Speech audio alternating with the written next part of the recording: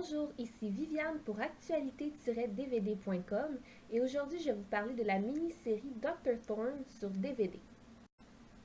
La série a été réalisée par Neil McCormick et a été écrite par Julian Fellowes, également auteur de la célèbre série Downton Abbey.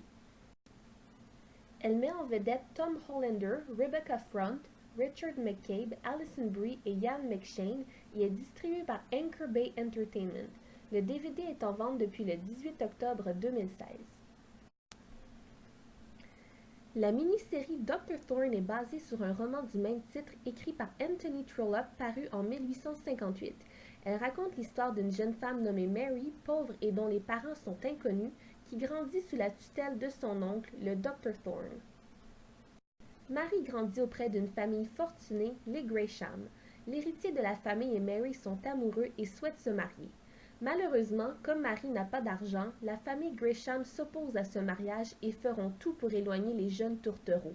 Mais réussiront-ils à les séparer? La mini-série Dr. Thorne m'a beaucoup fait penser à Downton Abbey. L'histoire se déroule à la même époque, les dialogues sont construits de la même façon, les décors et les costumes se ressemblent. Par contre, j'ai trouvé qu'il manquait un peu d'action, de drame ou de suspense. Il manquait un petit quelque chose pour qu'on reste accroché à l'histoire. La série n'est pas mauvaise en soi, seulement un peu fade. Les personnages sont pour la plupart froids et distants. Cependant, les décors sont magnifiques. On y découvre l'architecture victorienne et des paysages à couper le souffle.